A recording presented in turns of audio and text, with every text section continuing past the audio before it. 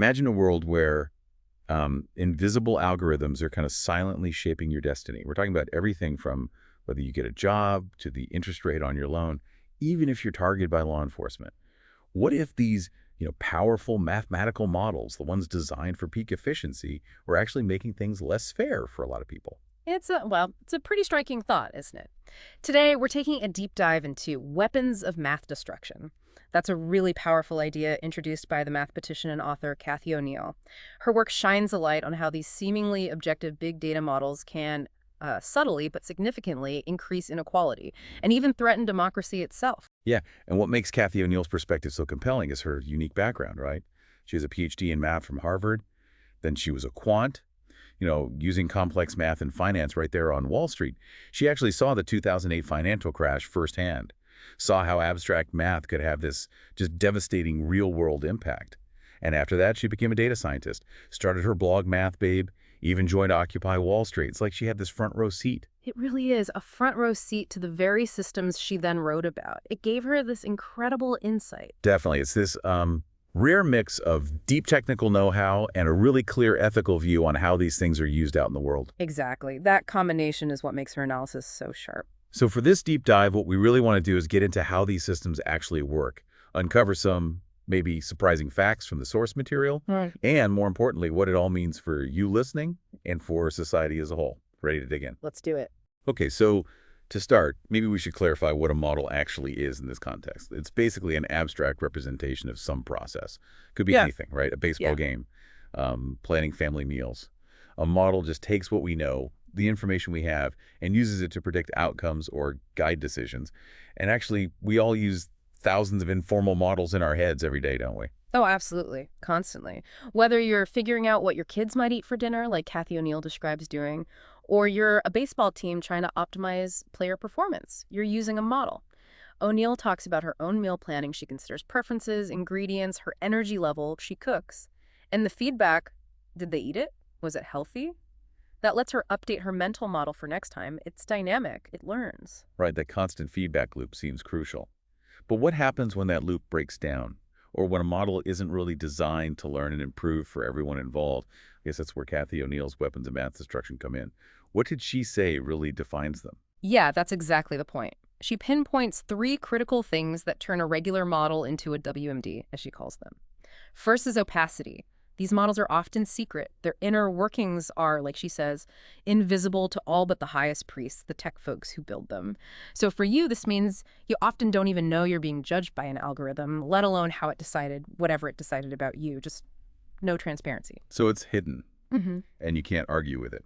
Okay, what's the second element? The second is scale. These WMDs aren't small time. They're applied to huge numbers of people. They become these tsunami forces, as she puts it, that define and limit people's lives on a massive scale. Any flaw, any bias baked into the model gets amplified incredibly quickly because it affects so many. Wow, okay. Opacity, scale, and the third. And the third, crucially, is damage. These models are often unfair, they're unquestioned, and unaccountable. They frequently end up punishing the poor, the marginalized, while benefiting those already well off. And here's the kicker. When a WMD gets it wrong about you, there's often no way to appeal, no way to correct the record. It's that toxic mix, secret, widespread, and harmful that makes them WMDs. That makes sense. Secret, scaled, and damaging. So how do we tell the difference between a good model and a WMD? You mentioned contrasting examples. Yeah, a good place to start is baseball, like the Moneyball approach. It's often seen as a healthy model. Think about defensive shifts like Lou Boudreau did way back in '46 against Ted Williams, or modern stat analysis. It's pretty transparent, right? The stats are out there, everyone can see the numbers, the models get updated constantly with new data, and importantly, the players being modeled share the same goal, winning. There's feedback, shared objectives, that's key. Right, the shared goal and the transparency make a big difference. Yeah. Okay, what about something like FICO credit scores? How do they stack up? Well, FICO, developed by Earl Isaac and Bill Fair, was actually a great advance in many ways. It focuses on your actual financial behavior debt load, paying bills on time. It tries to be colorblind, avoiding proxies like race. And it's relatively transparent. FICO tells you how to improve your score. Plus, it's regulated. You have the right to see your report, fix errors. There's a feedback loop there, too. The model gets refined based on who actually repays their debts. Okay, so we have these healthy examples. Where does it start to go wrong then? It sounds like it's when you move away from that transparency, that shared goal, that clear feedback, that's when opacity, scale, and damage start to creep in and turn things toxic. That's the slippery slope, exactly. All right, now that we've got a handle on what these WMDs are, let's look at where they're actually making an impact. And education seems like a really clear place to start. From teacher scores to getting into college, the stakes feel incredibly high there. They absolutely are. Take teacher evaluations using these value-added models. The source shares the story about Sarah Wysocki, apparently a good teacher, who got these terrible scores. Models, like one for Mathematica policy research, tried to link student test scores back to teacher impact. But they really struggled with things they couldn't easily measure, like a student's background, socioeconomic status, learning disabilities, It ended up creating scores that just didn't match reality. It added, as O'Neil says, noise, not real insight. Noise, yeah. It's kind of shocking how random it could be. The source mentions Tim Clifford, a teacher in New York. His score apparently went from like 96 down to 6, or maybe the other way around, just because he had different kids one year to the next. It really feels like the model just completely failed to grasp the complexity of teaching. What's the bigger impact of that failure? Well, it's significant. It pushes teachers to just teach to the test, which isn't always good education. It damages morale. And these scores have even been weaponized, used as tools against teachers' unions. It becomes punitive, not helpful. The human side of teaching, all the important nuances, they just get lost in the numbers. That sounds incredibly demoralizing. And it's not just teachers, right? These models pop up in college admissions, too. You mentioned the U.S. News and World Report rankings. That's a classic example of scale and unintended consequences. It started back in '83. U.S. News was a struggling magazine. They decided to rank colleges, and it just exploded into this national standard. It created this kind of vicious cycle. If a college ranked poorly, its reputation dipped. Maybe enrollment fell, making its ranking even worse. So colleges felt they had to optimize for the ranking metrics, like Texas Christian University, TCU. They climbed 37 spots by doing things the algorithm liked, getting more applicants, raising more money, improving the campus look, playing the game. So the colleges are basically teaching to the test, too, gaming the algorithm. And that had real effects, like basically killing the idea of a safety school for a lot of students. Exactly. That drive for selectivity, rejecting more applicants, makes you look better in the rankings wiped out safety schools, which then pressures families into spending, as the source says, obscene amounts of money on application help. Things like application boot camps, $16,000 for 4 days at top-tier admissions, or consultants like Stephen Ma's think tank learning, offering guaranteed packages. It's intense. $16,000, wow. There's a huge blind spot in that ranking model, wasn't there? Something about cost. A massive one. It completely failed to factor in tuition and fees. So, ironically, the model rewarded colleges for getting more expensive while penalizing affordability. It helped fuel skyrocketing college costs, and it fed this belief that you had to get into an elite, expensive school to succeed, trapping students in debt. And that desperation, it makes people vulnerable, doesn't it? Which leads to the predatory for-profit colleges. Precisely. These diploma mills, they use big data specifically to target the most vulnerable people. Vaterac College's recruiting manual, for instance, literally targeted profiles like welfare mom, W kids, people with low self-esteem, recent incarceration, dead-end jobs. They prey on those pain points, promising a path up, but through these incredibly expensive, often worthless degrees. Worthless degrees, like that Corinthian college example, a $68,800 online paralegal degree. That sounds insane. It is, especially when you compare it to traditional colleges. They were just marketing machines. Corinthian spent $120 million a year on marketing. University of Phoenix spent way more per student on marketing, $2,225, than on actual teaching, $892.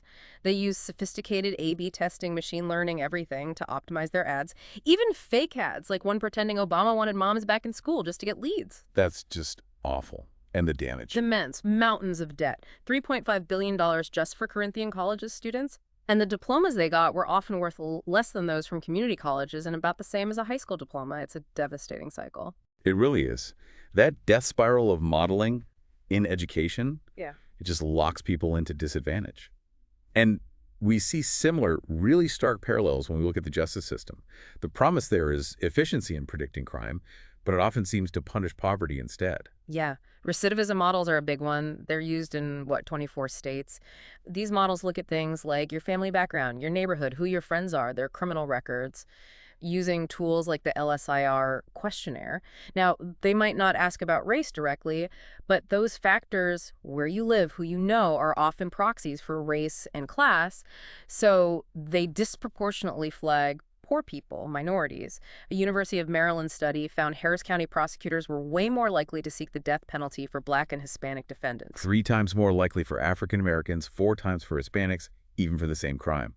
It feels like it completely violates that core idea. Yeah. We're judged by what we do, not by who we are. These models judge you based on where you grew up, who your family is, again, the opacity. Prisoners usually don't even know their risk score or how it was calculated. Right. No way to understand or challenge the judgment. It creates this profound sense of injustice. Then you have predictive policing, programs like PredPol or Chicago's List. PredPol targets crime hotspots. Now, it might claim to be blind to race in its inputs, but... But in segregated cities, geography is a proxy for race. Exactly. So you end up over-policing poor, non-white neighborhoods, creating a feedback loop. More arrests justify more policing. And Chicago's List identify people most likely to commit a violent crime. They even warned guys like Robert McDaniel just because he knew people with records. The model seems to have the wrong objective. It's criminalizing poverty and association, not building trust or addressing root causes. Right, it's chasing symptoms, not solving problems. This Mhm. connects to things like New York's stop and frisk too, doesn't it? Absolutely. That policy led to almost 700,000 stops in just 1 year. And the vast majority, like 85%, were innocent young Black and Latino men. A federal judge eventually ruled it unconstitutional, violated the 4th and 14th Amendments, just blatant, uneven policing. It feels like these models contribute to a system that just doesn't learn. Which brings us to prisons themselves, the black box you mentioned. Yeah, it's striking. Companies like Amazon obsessively study customer behavior to reduce recidivism, customers leaving. But prison systems, they do not carry out highly important research on whether locking people up for longer actually makes society safer or if it makes future crime more likely. That crucial feedback loop for improvement is broken, or maybe just non-existent. Worse, there are incentives working against improvement, right? Like private prisons. Exactly. Private prisons are a huge industry, $5 billion a year. Their business model depends on keeping beds full, so there's very little financial incentive for them to question or improve the system in ways that might lead to, say, shorter sentences or fewer people incarcerated. The data might be there, but the will to use it for real reform isn't always aligned with profit. Man, from schools to prisons, these invisible barriers are everywhere. Okay, let's shift to employment. WMDs are filtering workers, automating schedules, with some really severe impacts on people's lives. Definitely. A really common one is personality tests in hiring. They're used on like 60 to 70% of job applicants. It's a $500 million a year business. The source tells the story of Kyle Biam. He was a Vanderbilt student, had bipolar disorder, and got red-lighted by a Kronos personality test. Couldn't even get minimum wage jobs. And the thing is, these tests, like the 5-factor model, are often really poor predictors of how well someone will actually do the job. And they're totally opaque. You fail, but you don't know why. And the system doesn't learn. Because companies hiring for low-wage jobs, they don't track the people they rejected. They don't know if they missed out on great employees. Exactly. Bad tests just keep getting used because there's no feedback proving they're bad. And beyond personality tests, there's the automated resume screening, the black hole. Right. Something like 72% of resumes are never seen by human eyes. They get filtered by machines first. So you have to game the system, sprinkle your resume with the right keywords, avoid fancy formatting the machine can't read. This automatically favors people who have the resources, the knowledge, maybe even paid help, to tailor their resume for the robots. It's another subtle bias. And this isn't even a new problem, is it? You mentioned an old example from a UK medical school. Yeah, St. George's Hospital Medical School in London back in the 1970s. They tried to automate admission screening. The model was supposed to mimic what the human screeners did, but it ended up learning their prejudices. It started rejecting applicants with foreign-sounding names, people from certain countries, women. It basically encoded discrimination. They were found to have practiced racial and gender discrimination. It's an early warning sign. Automation can amplify human bias if you're not careful. Wow. So beyond resumes, now there are models looking at social capital. What's that about? It's newer stuff. Companies like Guild are analyzing social data. Your Online activity, basically. They try to quantify your social capital. Like, how active are you in online coding communities? Who are your contacts? Are they influential? They found weird correlations, like if you frequent a certain Japanese manga site, that might nudge up your score. It's trying to measure your influence and engagement digitally. Huh. Manga sites predict good programmers. Okay. Then there's the workplace scheduling software. You call the impact hellish, leading to things like clopening. Yeah, this software takes ideas from military logistics, operations research, and just-in-time manufacturing and applies them to scheduling human workers, often in retail or food service. The result is often these wildly irregular schedules. Clopening is a prime example. You close the store late one night and have to be back to open it early the next morning. The source mentions Jeanette Navarro at Starbucks dealing with this. It wreaks havoc on childcare, makes having a second job impossible, and studies show it even affects kids' development. Managers are pushed to keep staffing absolutely minimal to save costs, creating this captive workforce with almost no power to demand better schedules. Especially if there's an oversupply of labor for those jobs. And often designed to keep hours just under the threshold for benefits, right? Often, yes. Keeping workers under 30 hours a week to avoid health insurance requirements is a common tactic enabled by this software. Its efficiency prioritized over well-being. And the surveillance. It goes beyond schedules to things like measuring idea generation. Some companies try. Catafora was rating tech workers on idea generation and being connectors.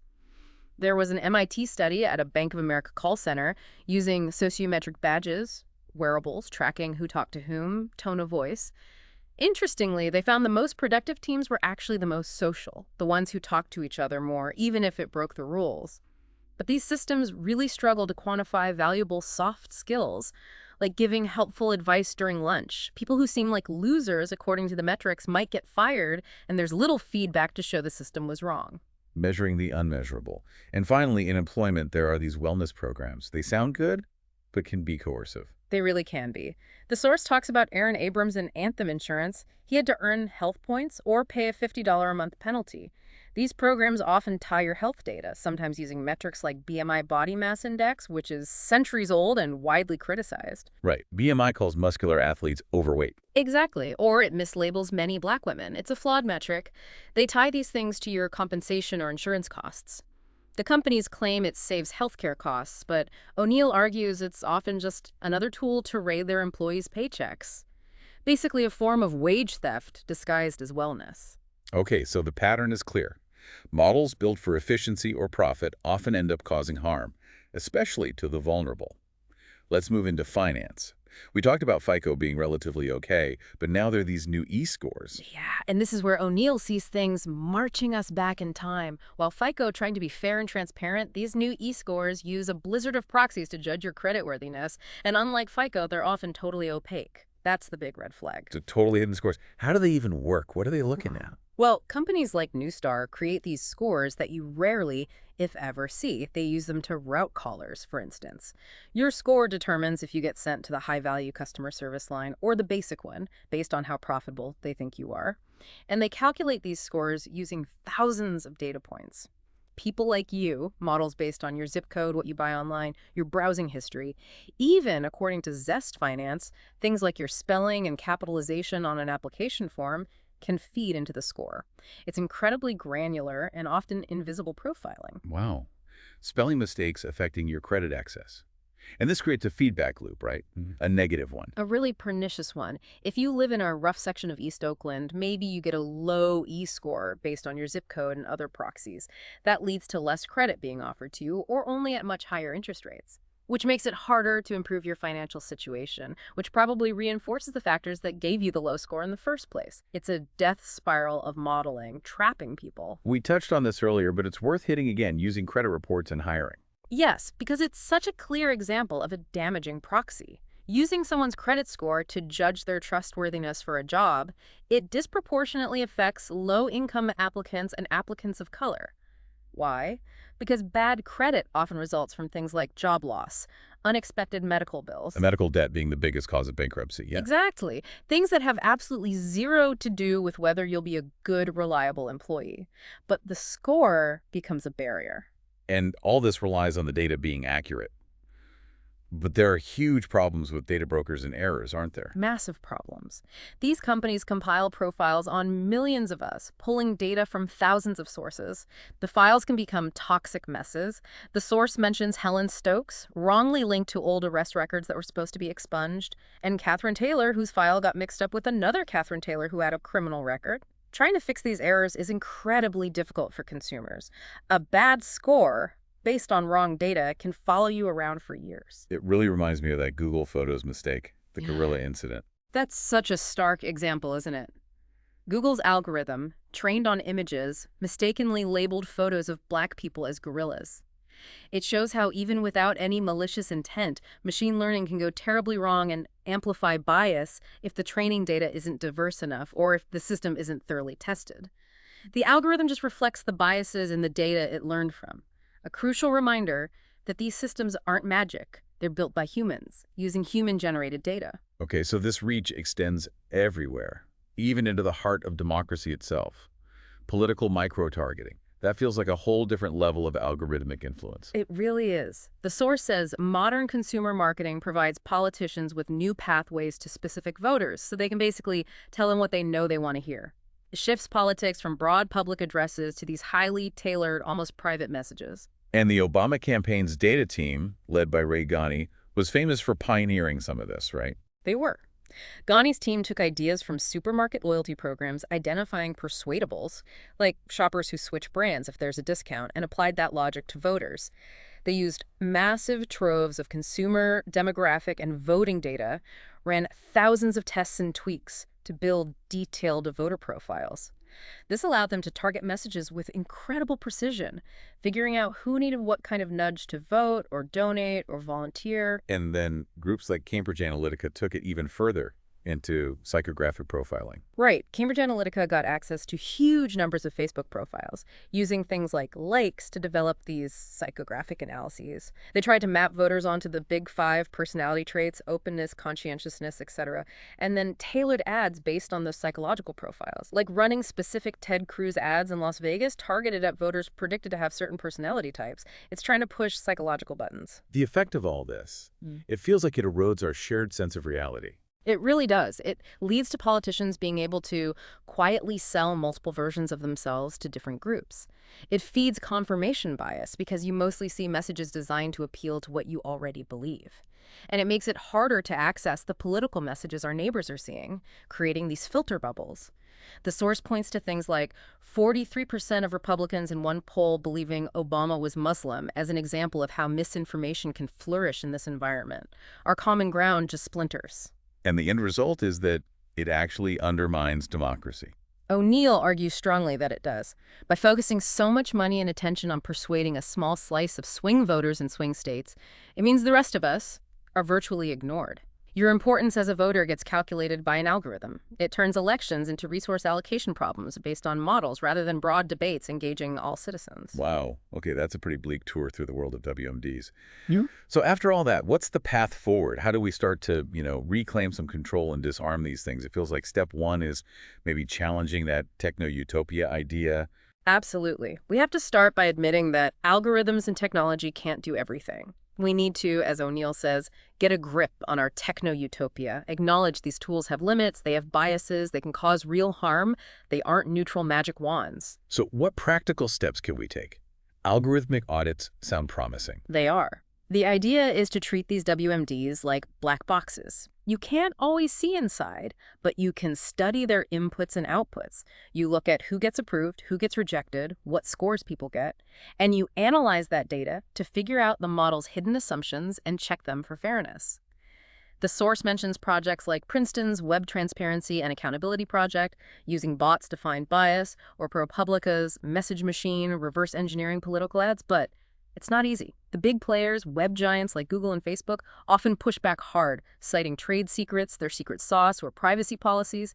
It's a fight for transparency. Which means we need to demand that transparency, right? Yeah. Like a legal right to know when a score is used against you, see the data, and fix errors. That's absolutely vital. You should have the right to know you're being judged, understand the basis for it, and correct mistakes in the data about you. We also need to update our laws. Regulations like the Fair Credit Reporting Act, FCRA, and the Equal Credit Opportunity Act, ECOA, were written before these complex e-scores existed. They need to be updated to cover these new models and explicitly ban using harmful proxies, like zip code instead of race. And protect workers, too, Yep. like from discriminatory personality tests or wellness programs. Yes. Update the Americans with Disabilities Act, ADA, to cover these big data tests and health scores. Expand IPA to protect health data collected by employers or apps, not just doctors. Our legal safety nets just haven't kept pace with how data is being used now. The source also mentions looking at the European model for data privacy. It does. Europe generally takes a stricter approach, often requiring clear user consent opt-in, not opt-out, before data can be collected, and putting limits on how that data can be reused or sold. It gives individuals much more control over their personal information, which could curb some of these WMDs, especially in marketing and profiling. Ultimately, though, it sounds like it comes down to redefining what success means for these models, Yeah. moving beyond just profit or efficiency. Exactly. Right now, the success of a model is often measured in terms of profit, efficiency, or default rates, things easily counted. But we have to start measuring such hidden costs to society. What's the societal cost of predatory ads targeting vulnerable people? We need to find ways to value things like fairness and the common good, even though they resist quantification. These are fundamentally moral considerations, not just technical ones. And it is possible. This source gives that positive example, right? The child abuse prediction model in Florida. Yes, the Eckerd model in Hillsborough County. It uses predictive analytics to identify households where kids are at high risk of abuse. And yes, it uses proxies, things like reported drug use or domestic violence. But here's the crucial difference. Its objective isn't to punish, it's to target help and resources to those families before tragedy strikes. And the result was no child abuse fatalities for 2 years. Zero. It's incredible. It shows how the exact same kind of modeling technology, a potential WMD, turns benign or even beneficial when the goal is support and prevention, not punishment or profit. The intention behind the model transforms its impact. So it really all circles back to human responsibility then. That's the core message, I think. Models aren't just built from data. They're built from the choices we make about which data to pay attention to and which to leave out. Designing and deploying these systems involves fundamentally moral choices. So all of us need to come together to police these WMDs, to tame and disarm them. It's about actively shaping how these powerful tools are used, not just letting them shape us. Okay, so we've covered a lot today. We've seen how these weapons of math destruction are often invisibly reshaping education, jobs, justice, finance, even our democracy. They tend to amplify existing inequalities, making things worse for those already struggling, while maybe subtly smoothing the path for the privileged. Yeah, and the key takeaway is that while data and algorithms aren't going away, the negative impacts aren't inevitable. It's not some force of nature we just have to accept. We all have a collective responsibility here to understand these systems, to question them. So maybe ask yourself, what questions can you start asking about the data being used to make decisions about you? How can you, in your own life or work, push for more transparency, more accountability? Because the goal here isn't about stopping technological progress. It's about steering it. It's about ensuring these incredibly powerful mathematical tools actually serve fairness and justice for everyone, not just boosting profits or reinforcing hidden biases.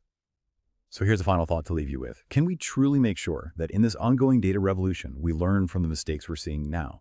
Can we build a future where these algorithms genuinely serve all of humanity and not just a select few?